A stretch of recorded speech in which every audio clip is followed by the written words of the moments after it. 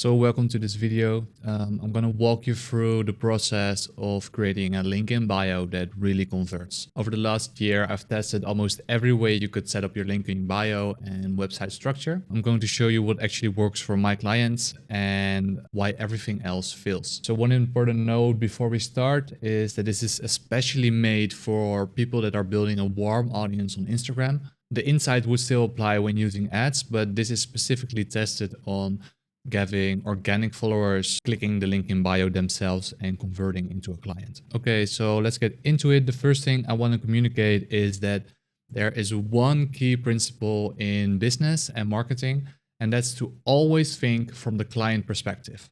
So right now the client is still a lead or a follower. So if we put ourselves into their shoes, they currently follow this account or your account for a few weeks, maybe months. They decide to take the next step. They want to take the next step. They are go to your Instagram and they watch the pinned posts and they decide to click your link. And this is where most people, especially beginners, go wrong. I did this myself too, and it's to start a link tree. It's super popular. A lot of people are using it, especially influencers. And I think that's the nuance here. You're not an influencer, you're a content creator or educator or coach or business. So you need to approach social media from a business perspective and not from an influencer perspective. Right now, they click the link on bio and they get 7, 8, maybe more options.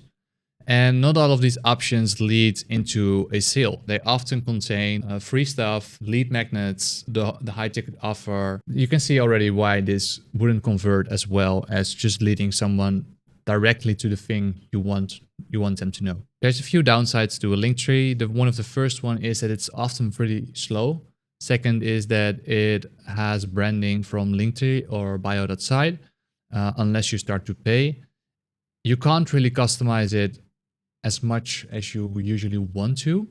But the most important thing why a link tree is failing is because it diverts attention. We want someone who is interested to take the least amount of decisions needed to get on a call or to buy.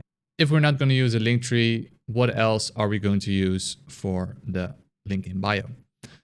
The second thing you would think about now is having a normal website. And a website is something most starters really obsess about. It's a big deal, finding out your logo, your brand, putting on pictures, writing beautiful text that doesn't really convert. And so creating a classic website. So a classic website looks something like this, often with a menu bar that has a lot of options. The FAQ, about me, contact page, social pages, home, the products, the course, the community, all of it into one option. There were usually this many that we even had to make a sub menu. Many different places to click, different places to go, different customer paths. So if we think back about the customer journey, they follow you, they see your content, they see your stories, they decide, they maybe even have DM contact with you, they decide to click the link, and now they get many options, just like the link tree, but even on a classic website, it's the same thing. Different products. So this one also doesn't convert as well. It still works pretty good. It feels legit, it feels like you're professional, but there is a better way. What's the second option now? And it's one you may heard.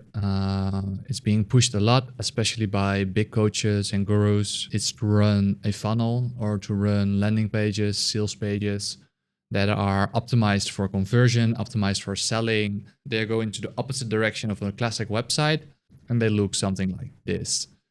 So a landing page or sales page, whatever you want to call it, doesn't have a menu, so there's no option to click here. And on the whole page, the only way to get further is one button, one action to divert all of the lead flow into one step, which is really good. But there's one big problem with these kind of pages, and that's that it feels like selling. So you use often a lot of reviews, a clear promise, a transformation in the promise, putting a video on top of VSL and really building on your customer experience to create that trust. But still, the page feels like selling, and that, yeah, a lot of people don't like that. So yeah, you often need a lot of lead flow to make these convert. They definitely would work, but I wouldn't use it as the link in bio. I would lead people from ads, or maybe even after your lead magnet, or from your email list. There's many moments we can use a sales or landing page, but I don't think, or I noticed that using it into your link in bio is not the right decision. If you can't use a link tree, if you can't build a normal website, and if we also can't build a landing page, what should we make then? And this is where the new wave of web design and copywriting is coming in. It's a crossover. So it's a website. It still has a menu, but there's not many options. It leads the client through in a way we want to. It's made to resonate with the person reading it. So this copywriting, it's not about the product. This is not about what you do. It's about how they feel. Yeah, so the whole page is built around confirming the trust you built on Instagram and showing they're at the right place. And it leads to the call.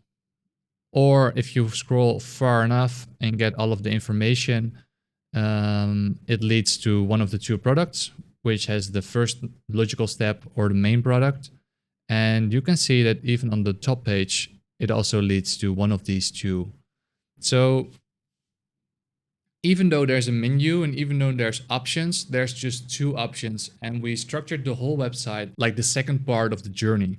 It's the logical next step after seeing online content and then confirming that online content and then converting it into a lead, into a sales call, or even starting or buying the first product. I've been using this with different clients as well. It's working really well. You kind of see the website structure like this as a part of your funnel. You're funneling people into the website and then people from the website into the bookings, without having all of these sideways or roadmaps or different places you can touch or click on. So there's one clear road, one logical next step, one way to get in contact. So I hope this gave you some insights and value. If you want to know how I structured these pages, like from top to bottom or the whole website, give me a DM. I think I will make some piece of content about it later. But if you're interested, I'm always open to have a call, look through your website and see how we can improve it to convert better.